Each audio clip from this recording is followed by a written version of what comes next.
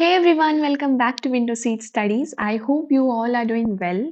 So, this is the very first lecture of a new series where we are going to study about neurobiology. So, this is a kind of an introductory lecture where we are going to discuss about the history, how this field emerged, and what were the very first observations done by the researchers at that point of time. The very first thing that what is neurobiology? So we are going to learn about neuroscience, but what this field exactly is comprised of? What do we study in neurobiology? Let's learn about it. So this is the science where we study to understand how our nervous system works and how does it carry out its functions. So we know that our brain is a very complex organ. Okay, so we through the neurobiology through this series we are going to learn about how our brain is able to achieve a lot of remarkable things, how it is able to maintain the individuality of its thoughts, the feelings, and the action that we do. Okay, so we are going to learn about what and how the mental procedures that we go through they are hardwired into neural architecture. So we are going to relate the brain, the functioning of brain to the behavior. Okay, so, in short, neurobiology, in this series, we will try to understand the processes by which we perceive, act, learn, and remember. Okay, so neurobiology is a it is a very highly interdisciplinary field because in nervous system is a very complex system. So we need to know a lot of things about genetics, developmental biology, cell biology, and physiology. So we need to incorporate our understandings from those fields to understand about brain and how it results into our behavior. So for example, if we know about genetics, if we know about genes and how they are able to exhibit certain behavior, how they are producing its product and it is affecting the whole system, the whole organism. So we need the knowledge of genetics. Again, we need to know about the developmental pathways which the neurons undergo to differentiate and then to exhibit the certain to exhibit their certain functions. We need to know about cell biology so that when we have the knowledge of cell biology we will be able to understand what is going on at the cellular level, what is going on in this cellular level, the synaptic activities and all. We will see that in further as well. Again, the physiology, the knowledge about physiological procedure, the techniques like electrophysiology, MRI, PET scanning, it is also important because without them we cannot record the electrical activities and we won't be able to decide the function of the ion channels. So all of those fields they are very important, so we will be needing knowledge from those fields to learn about neurobiology.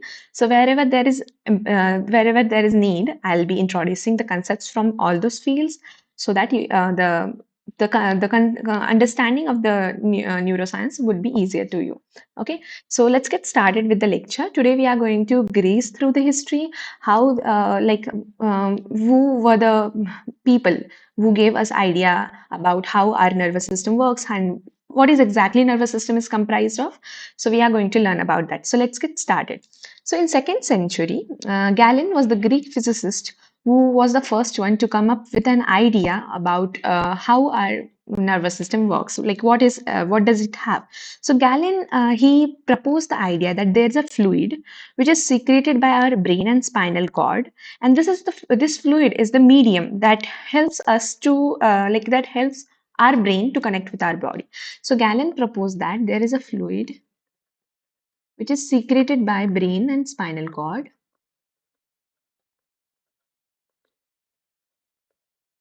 and this fluid, this is how our brain connects with our body. So this was a very primitive idea, which was obviously then this was discarded by the future researchers.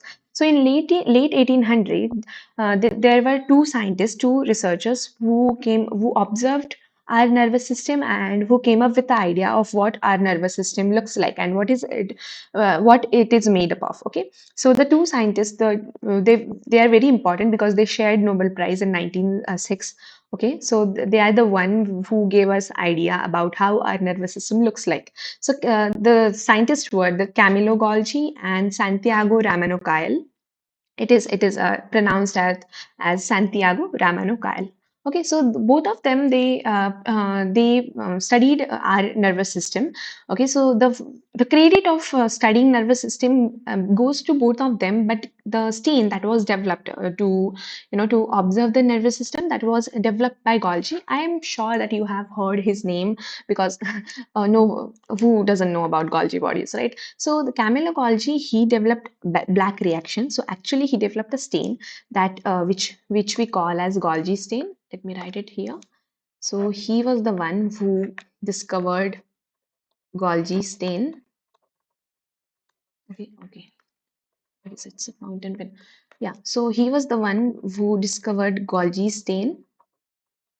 So the stain, it is made up of silver salts. So the composition of stain is silver salts. So it has silver nitrate as well as it has potassium dichromate.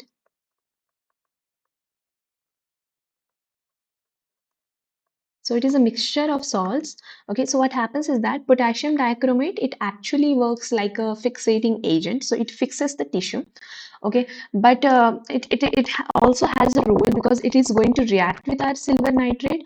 And when potassium dichromate reacts with silver nitrate, it forms silver chromate. Okay, and this silver chromate, this is black in color. So this silver chromate gets precipitated in the cell body as well as the processes of the cell, and that gives the cell black color. Okay, and that is why this reaction, this Golgi stain, when the cells are stained with the Golgi stain, the reaction that they undergo, it is known as black reaction.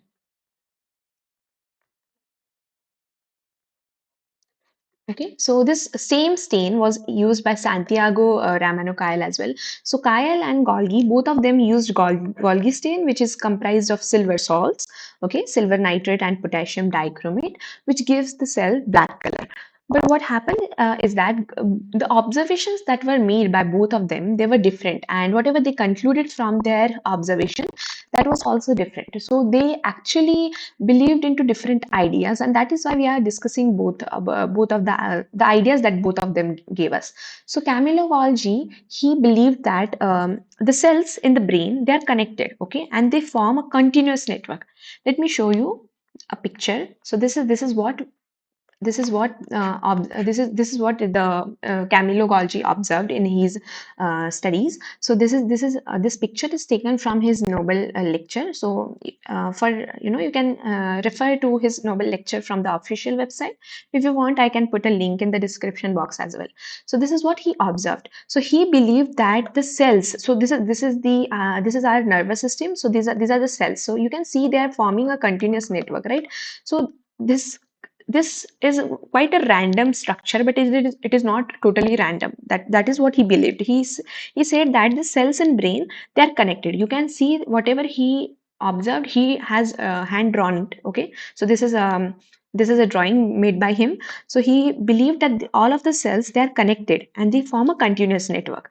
So this was the neuron doctrine given by the Camillo Golgi, which was obviously discarded later because what Ramanukayal observed was that those nervous tissue, they are not a continuous network of cell, but a network of discrete cells. So they are individual cells. They are different cells. They are not a continuous syncytium. Okay.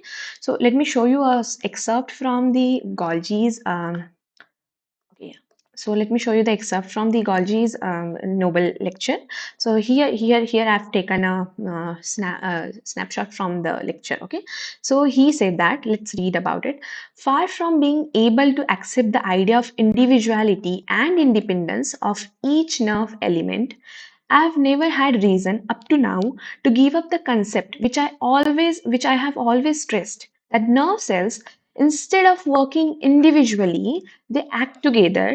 So we must think that several groups of elements exercise a cumulative effect on the peripheral organs through whole bundle of fibers. So from here, it is very clear that he stressed on the idea that the nerve element, they are not individual and independent unit. Basically, they act together and then they exhibit a cumulative effect on the peripheral organs. So what Golgi said was that there is a continuous network.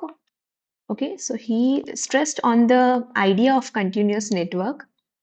formed by the nerve elements. So this theory is nowadays known as reticular theory. So reticular theory is obviously discarded because we know that nerve cells, they are individual and they are independent unit. So this was established by Santiago Ramano-Cajal. He also used the same stain. Okay, so he gave his in his neuron doctrine. He said that he discovered that the new nervous tissue is not a syncytium. Syncytium means like continuous network of cell where all of the cells, they are fused together and they are multinucleated. So it is not a syncytium, but it is a network. Yeah, it surely is a network, but it is a network of discrete cells. Okay, so these are two different ideas. Camillo Golgi stressed on the thing that they are not individual elements, rather they are a continuous network, whilst Ramano Kyle said that they are a network of discrete cell. Each cell has its own identity, its own individuality. So this was given by Ramano Kyle, and obviously this neuron doctrine given by Santiago Ramano Kyle, this was supported by the other people in future. We will discuss about that as well. So what happened was Camillo Golgi, he observed two things. First, he observed that there is a cell, okay, and it has two processes. First, it has dendrites that we know nowadays. So dendrites, it is a branch process, and then it has axon, okay, a long continuous axon. So for sure he observed both of the things, the dendrites and axons, but he said that they are not the individual, the cells are not individual elements, they are basically connected and they form a continuous network.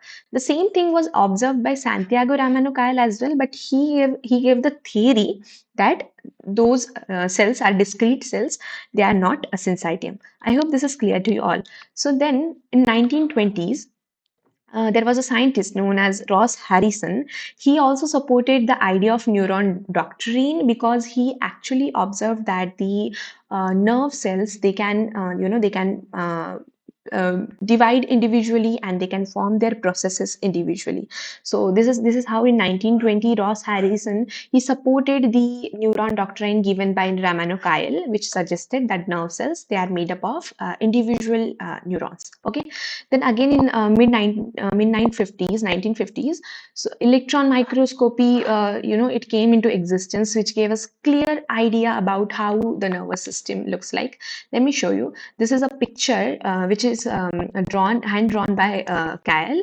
Okay, Ramano Kyle. He showed the neurons, and you can see that they are forming a network, but they are individual, they are individual entity. So they are discrete cells.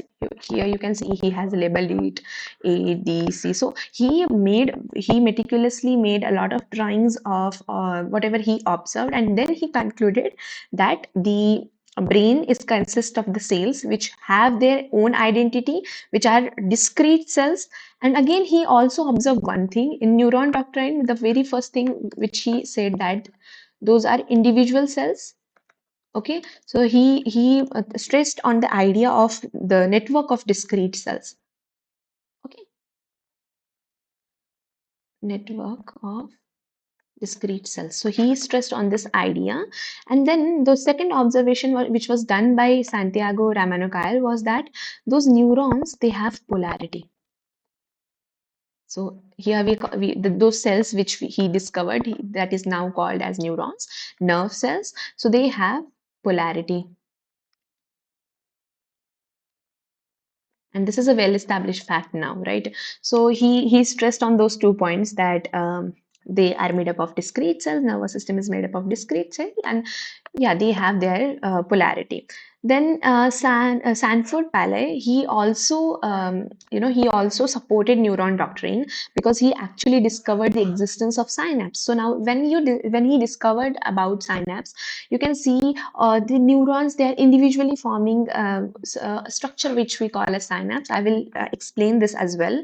So this is how a lot of scientists after Santiago Ramano-Cajal, they stressed on the idea that yeah, his neuron doctrine is right, and he whatever he observed, that nervous system is made up of discrete cells, it is absolutely true. So this is how both of them who observed the same thing, and but they gave us about the different ideas. So both of them shared a Nobel Prize in 1906. The lectures that were delivered by them, they are quite they are very good. You can read that from the website. So I just wanted to stress on this part as well from the Golgi's lecture. You can read that lecture. So this is how the history throughout the history that now the fact was established that nervous system is made up of nerve cells, which are individual unit, but they do form a network and work together to give a certain result. Okay, so the idea that the different regions in the brain has different function, that was given. That was there's a doctrine of phrenology which says that different region gives us the different function. So that was back in the date. It said that the a certain, but it was very random, the brain. So like it's like they had in the doctrine of phrenology, they said that this is let's say this is brain, and they randomly associated they randomly associated the functions to the regions of the brain. So in this region, let's say this contributes to combativeness. Let's say this region, okay, wait, let me draw it. So let's say this is brain. Okay, so they randomly distributed the functions to the regions of the brain. They said like this region, let's say this results into combativeness. Okay, so this region, let's say this results to spirituality. This region leads to the artistic capabilities,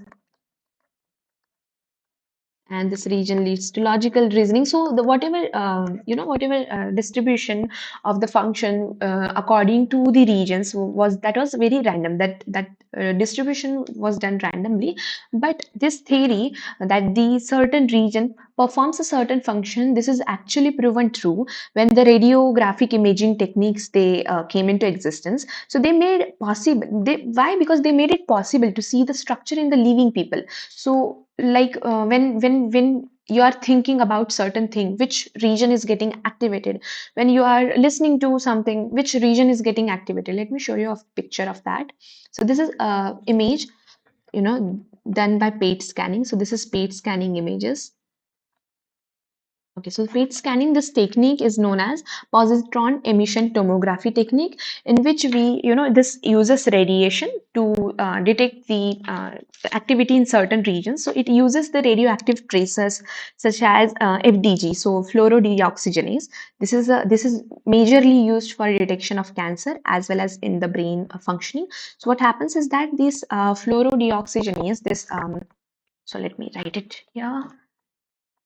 This is the radioactive tracer, FDG, fluorodeoxygenase. Okay, so this is this is the similar to glucose. So this molecule is similar to glucose, and it is only seen in highly active cells. So highly active cells such as cancer cell, which exhibit high metabolism. So they show this. They have accumulation of those radioactive traces which can be detected, and this is how we detect the cancerous cells. So this is usually FDG is usually used in detection of cancer, but yeah, it is also used in some brain region activity detection as well. There's also other radioactive traces such as sodium fluoride. So this is the 18F, means it is the radioactive one. So this sodium fluoride, this tracer is used for observing the bone formation. Okay. There's other tracers such as oxygen 15. So this oxygen 15, this is used for measuring blood flow. These are different kind of tracers which help us to do to observe certain phenomena such as bone formation, blood flow, cancer detection. So these images, they are the PET scanning images which clearly shows that different regions are getting activated when you are performing different activities. So when you are looking at words, this particular region is getting activated. So when you are listening to words, this particular region is getting activated. When you are speaking words, this region gets activated, and when you're thinking about words, those regions are getting activated. So this was very a very nice observation, and this was very so this was established once the radiographic imaging techniques come into play. So there are certain techniques such as PET scanning that we discussed here, the functional MRI. So functional MRI, like unlike PET scanning, it does not use radiation. It is a non-invasive imaging technique which is helpful for visualizing activities in brain. So the major difference is that it does not use radiation. So functional MRI is like a functional magnetic resonance imaging technique. So we will, if you want, we will have a different lecture for discussing all of those techniques, what are their principles and how do they help us in imaging. But that's it for today. In next lecture, we will learn about the overview about nervous system. So we will have a brief idea about our nervous system. We will also learn about our nerve cells and the signaling in nerve cells. So this is it for today. Till then, see you. Bye bye.